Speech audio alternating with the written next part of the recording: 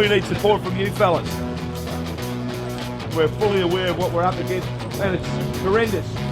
But I always believe if we get the support of the workers, we'll always defeat it. That's why we're coming here today and asking for your support. We need it. We need it for yourselves and we need it for your kids.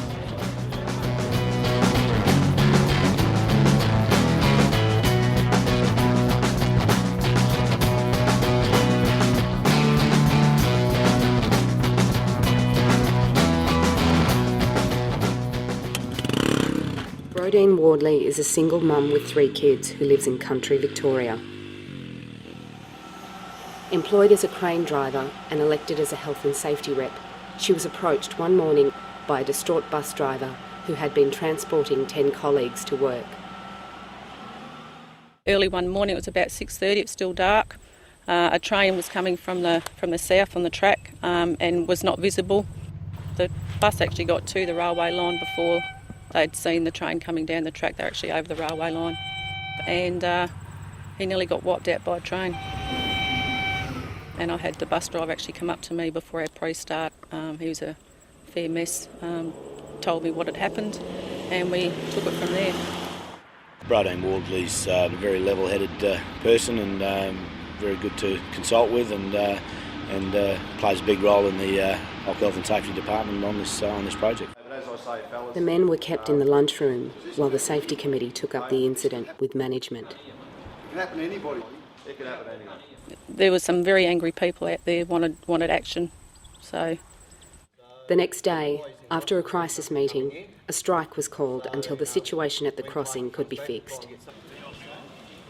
The company proceeded to speak to council and to the railway people and organise that we got stop signs and roads painted and the digital trailer boards that are up on either side of the track.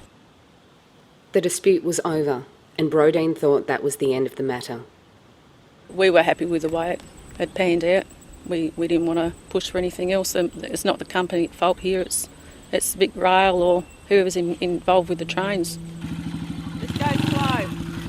3 months later, she was unexpectedly summoned to appear before the Australian Building and Construction Commission. I was scared I was going to go to jail. I was scared I was going to get a massive fine. I can't afford either. I am just a working mum, and I was worried about my children. And my children were worried about their mum. The Australian federal government has introduced legislation designed to reduce the power of trade unions. Especially singled out is the building industry. The government has created the Australian Building and Construction Commission to police new laws that restrict union officials' access to building sites and curtail building workers' ability to take industrial action. As close as I can together. It's empowered to summon workers to secret interrogations, sometimes for simply attending a workplace meeting. At the interrogation, they cannot refuse to answer questions, and later they cannot tell anyone, even their immediate family, about what happened. If they refuse to cooperate and refuse to attend an interview or refuse to provide documents under that power, then the penalty is 6 months in prison. It's been set up by the proper processes of government. A Royal Commission led to recommendations which were put before Parliament and enacted. The Coal Royal Commission found that the industry was characterised as being singular in its lack of respect for the law. The 2001 Coal Royal Commission took 2 years to hand down its 23 volumes of findings. These came at a total cost of $64 million. Principally what came out of the Coal Royal Commission was a legislative blueprint for industrial relations in the building industry. He gave them a shroud of legitimacy for some fairly draconian action. You need some sort of cover of respectability to do that, and coal was that cover. With claims of corruption, bribery, standover tactics, heinous crimes against humanity, really. you had to be invited to give a response to some of the untested allegations that were made in the Royal Commission. The whole thing was a terrible farce. Nobody got pinged. They said that there was going to be heaps of people, there was money laundering and people on the take. It was all bullshit. Nothing happened. Just utter bullshit. And out of the Royal Commission, how many prosecutions were there? 0.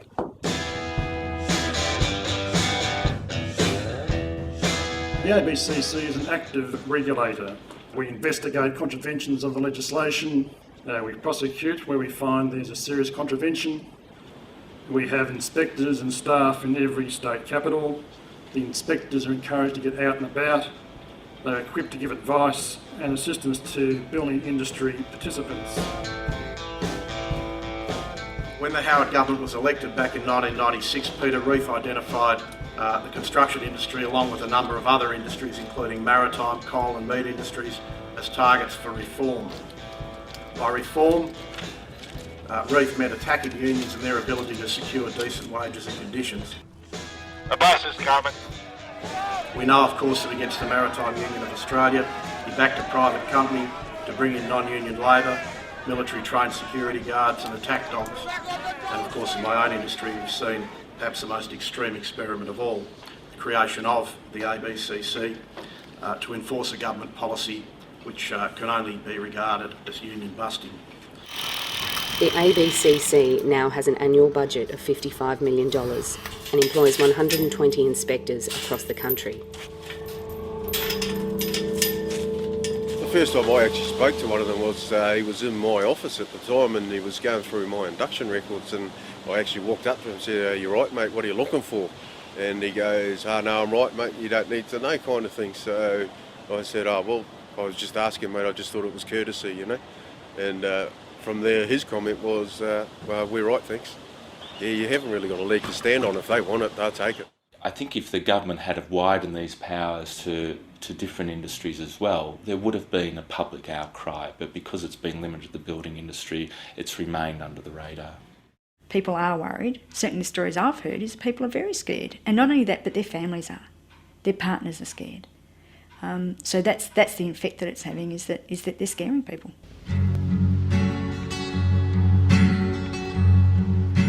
When Union Delegate Peter Ballard arrived at work on the 24th of February 2006, he was expecting a difficult day. Perth's Mandurah Rail project had seen long-running disputes over safety and excessive overtime. A meeting with management had been scheduled for that morning to discuss the contentious issues. Instead, Peter Ballard was sacked without notice. Well, Pete came to work and said, "I've just been sacked." And yeah, right, you've been sacked. We can't sack you, you're the shop steward, elected by us, the men on the job. And it was right, he was sacked. What they didn't understand was Peter's been around for a long time, and Peter's earned the respect over a long period of time of the fellas.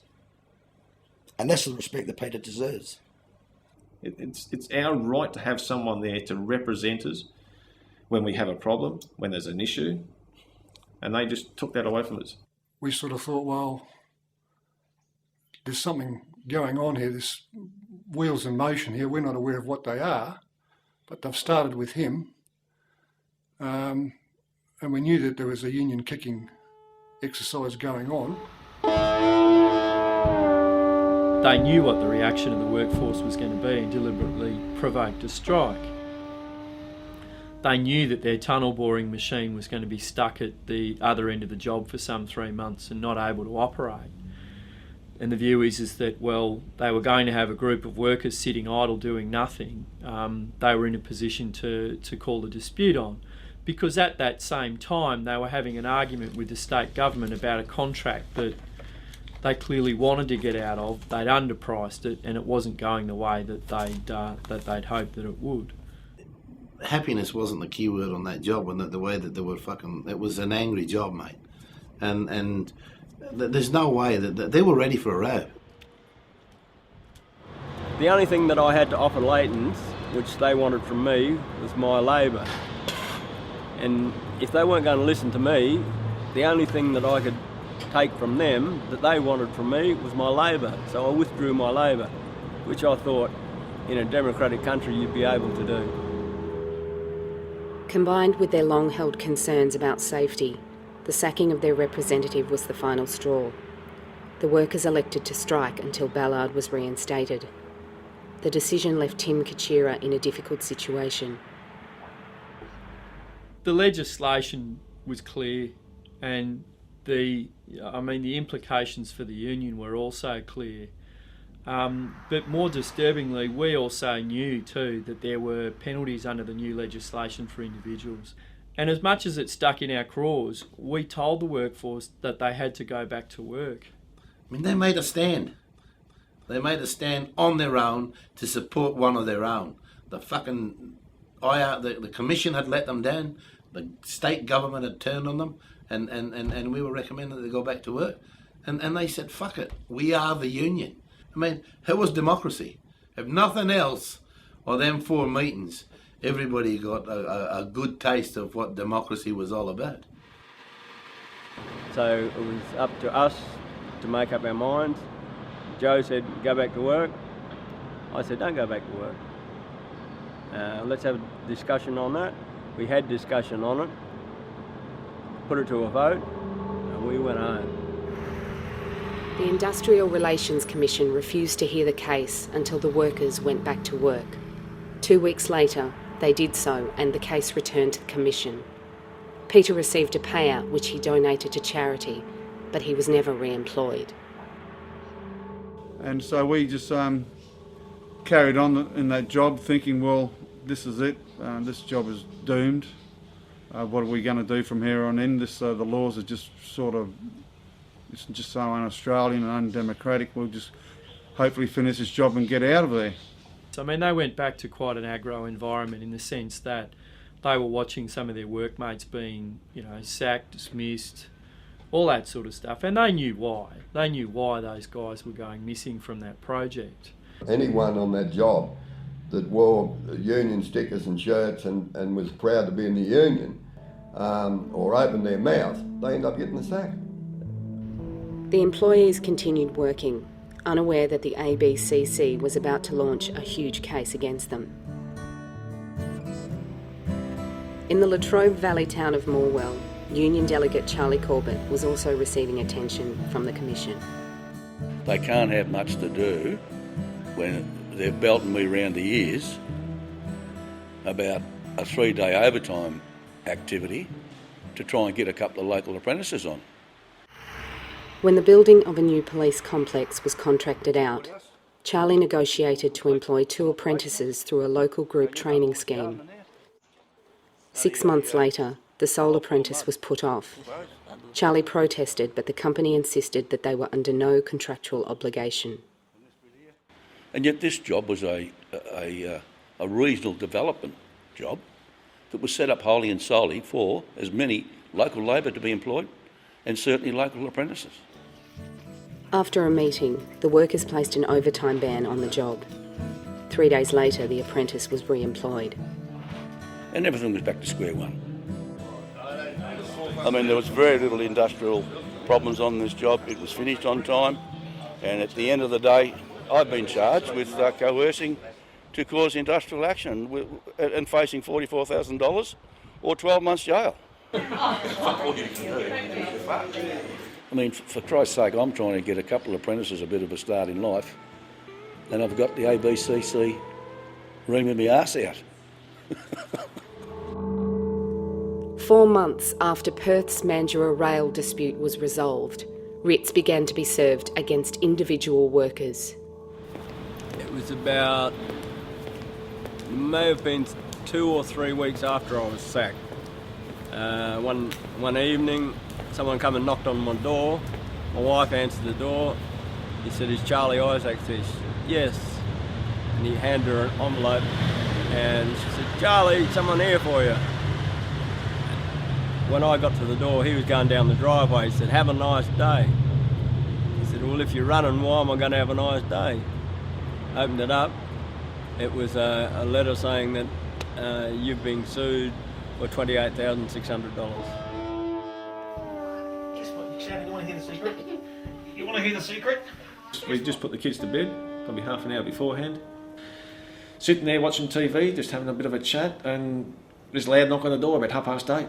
And she stood there, said, "Are you Hugh Ward?" Just handed me these papers and took off. Well, it sort of brought a smile to my face because $28,600 is... I'd like to have $28,600. We can't pay it. None of the people have got the money to pay it. So if they have to go to jail, they'll go to jail. They're talking about taking our homes and freezing assets and bullying people. They're bullying people. Altogether, 107 workers would be served with writs, threatening massive fines for having taken part in the strike. I mean, you stress about it, but you can't let it get to you because, I mean, something like this big could break families quite easily. Do you want a drink? You might want a drink. Yes.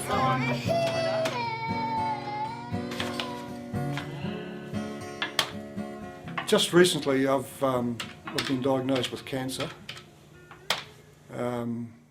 which hasn't improved things naturally, of course. But then when I've got the ABCC looming over me like a big frigging cloud, ready to throw a bolt of lightning at me, and you don't know when it's going to come, I mean, you're vulnerable. Yeah, I should be able to handle that, I think,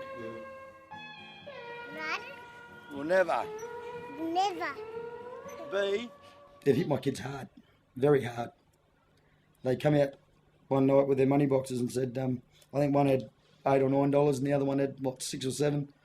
Said, "Oh, Dad, here, we want you to have our money boxes because we don't want you to go to jail." And that ended me. I didn't know how to, I felt like a proud dad, but emotionally it shut me down, I'm sure if we pull together we'll get through it, won't we? Yeah.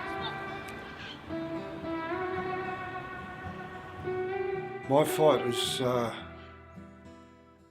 getting over this damn thing that's lodged itself inside me, eating away. My fight is looking after my boy.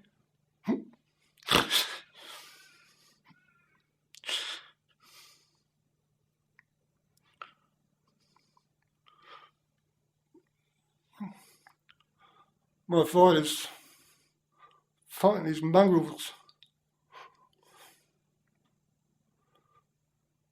that have labelled me as a criminal, that have taken away my basic rights. I've done nothing wrong except stand up for a guy that I respected. We've seen our behaviour characterised as lawlessness. We've seen officials demonised and vilified as outlaws and gangsters and standover men. And in that way, it can give some, as I said before, attach some kind of a cloak of legitimacy to their attack on the CFMEU. The difference this time is that instead of coming after us with dogs and balaclavas, they're going to do it with wigs and gowns. Unions have been entirely hamstrung. Their ability to look after the health and safety, the living standards, the job security of their members has been majorly impacted. And what you see in the Perth CBD now is on a number of jobs where workers have lost the right to strike. You see a deterioration in standards, you see a deterioration in standard of amenities, you see workers being required to work in the rain through periods of inclement weather. Issues that ordinarily would be fixed quickly are now not fixed because workers have lost that capacity to have problems resolved. And industrial action gave them that leverage. This has directly resulted in a new attitude from management. I need you off the project. Now, if I'm incorrect, the ABCC are here, they're the enforcer of the right of entry provisions. You've breached it, you need to be off the project.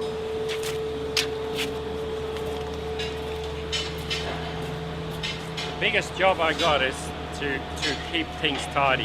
That's the biggest job, and that's an individual task of everybody.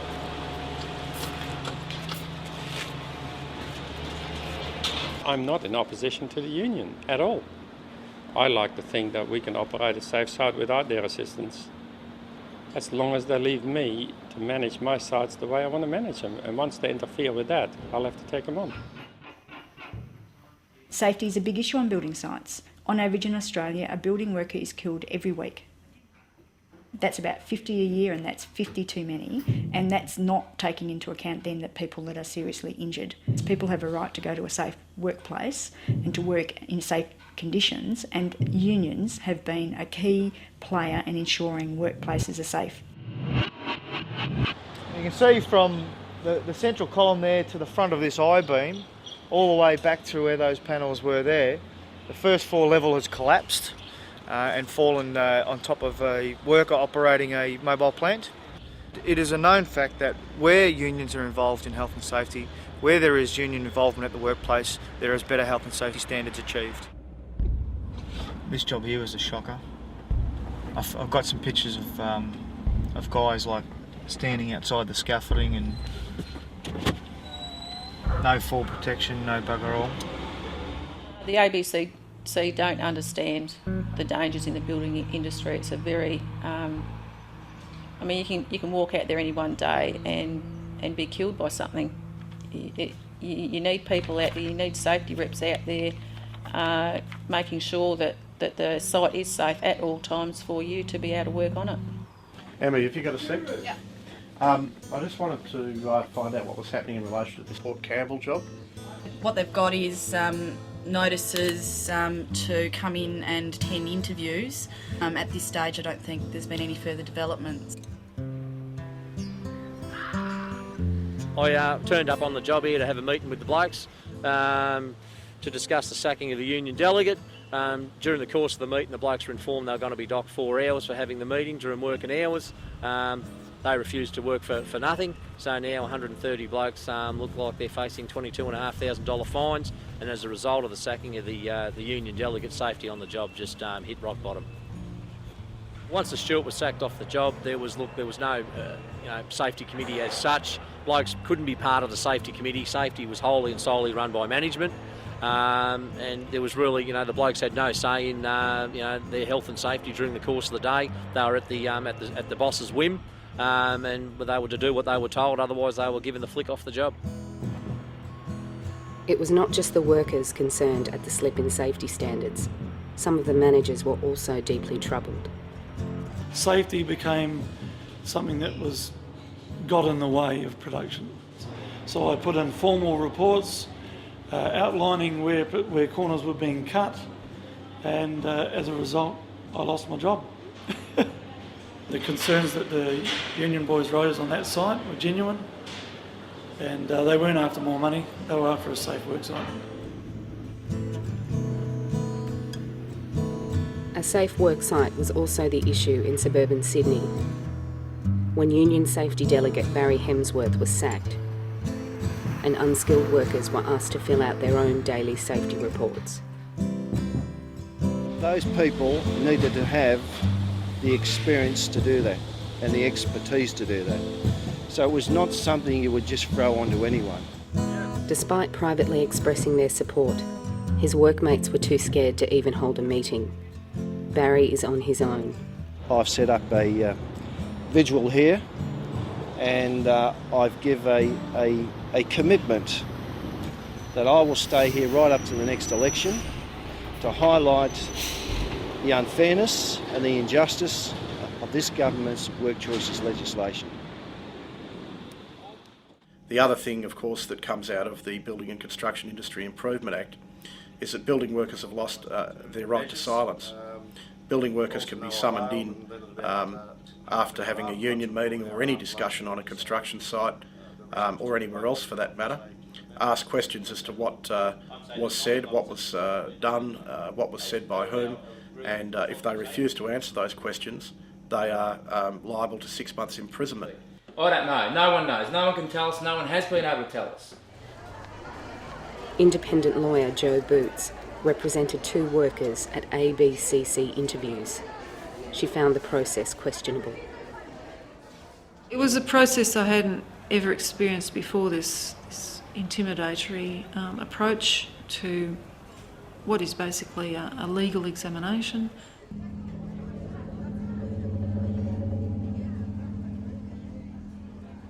It was highly inquisitorial, no rules of evidence applied, anything could be asked. It is a kangaroo court, it is a star chamber, it's theatre. They want to intimidate you. But the whole thing is demeaning. They're very aggressive, they try to put words in your mouth. The first thing I said it to them, look, you got the wrong blood. First, I'm not speaking English. Second, if you want something to the union, if you want to go and see the union, why not come and see me? I've been working 35 years in the crime, and no pressure whatsoever. How much pressure I had to die. For me, it was terrible.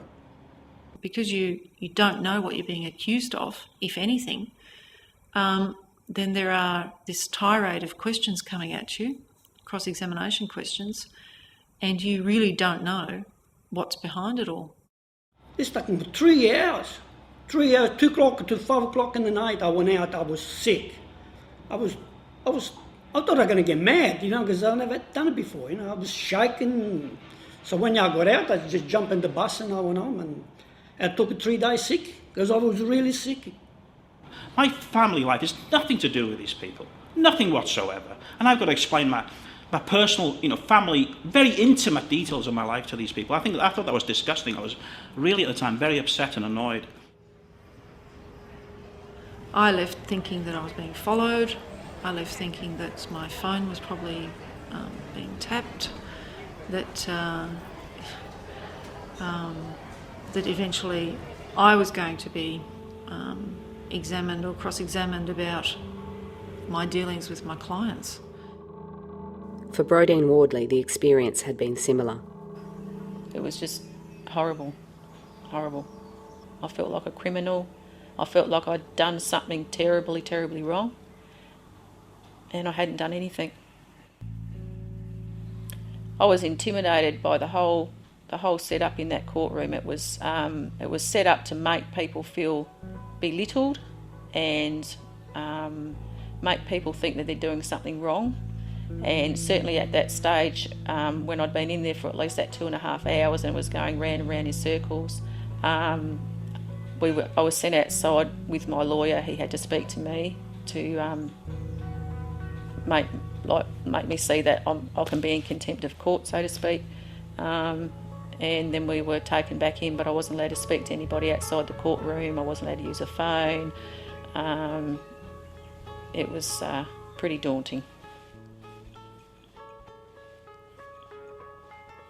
Australians should be shocked that their industrial environment is being monitored by a group that has similar powers to anti-terrorist type investigative bodies and use them.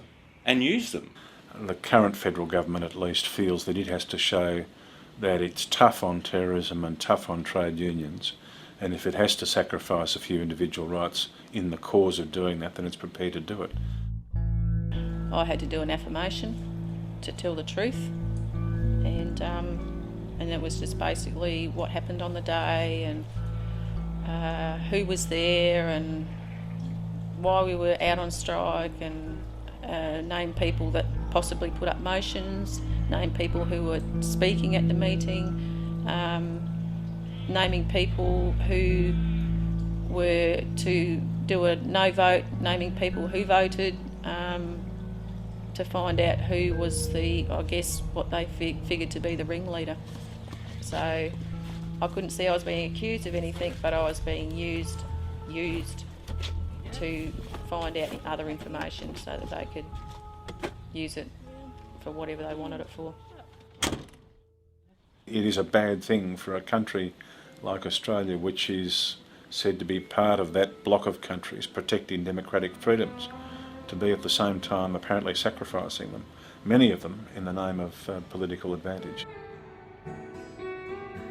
What we have is hundreds and hundreds of thousands of Australian citizens who have less legal rights than other Australians purely based upon the industry in which they work, and that's a pretty extraordinary notion. Australians should be worried about that. In fact, they should be terrified about that.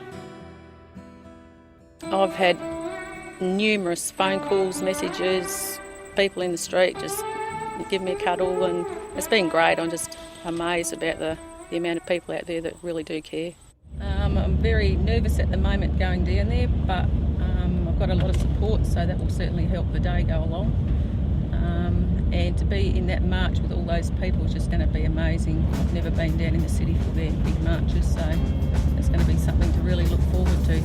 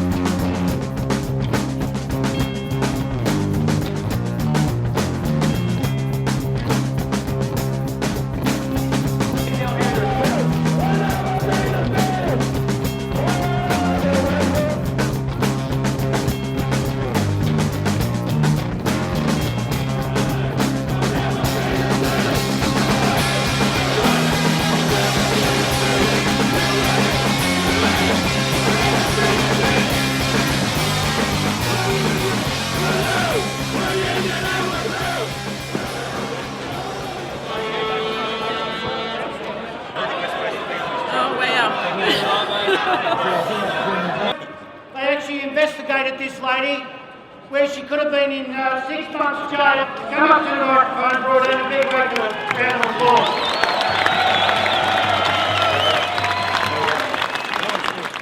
It doesn't take much to work out that these laws are designed to break the back of the unions in the building industry by coming after people like me, intimidating me and threatening me and inevitably my family. And that's why I urge each and every one of you to keep up this fight against these unjust laws. Thank you.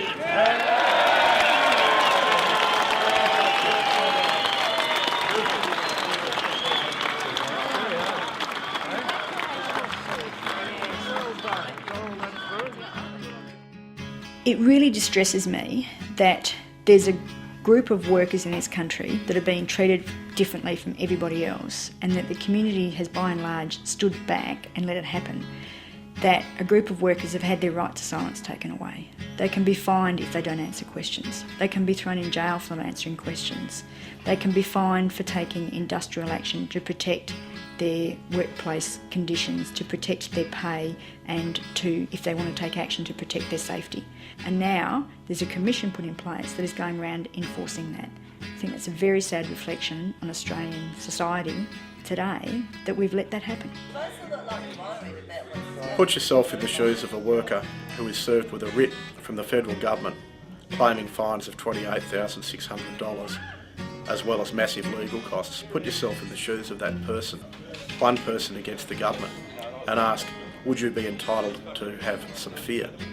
Put yourself in the shoes of an ordinary worker who is pulled before a secret hearing of a government body and threatened with 6 months imprisonment if they don't answer questions, or indeed if they even tell anybody, even their family, about the conduct of the discussion in there, and ask yourself if that is calculated to create fear.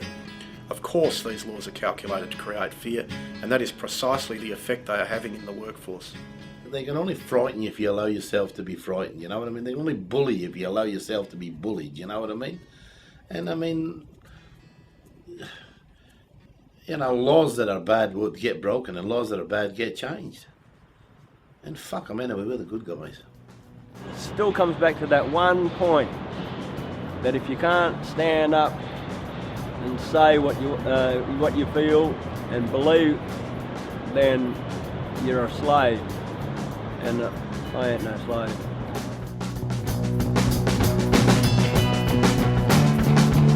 You feeling threatened?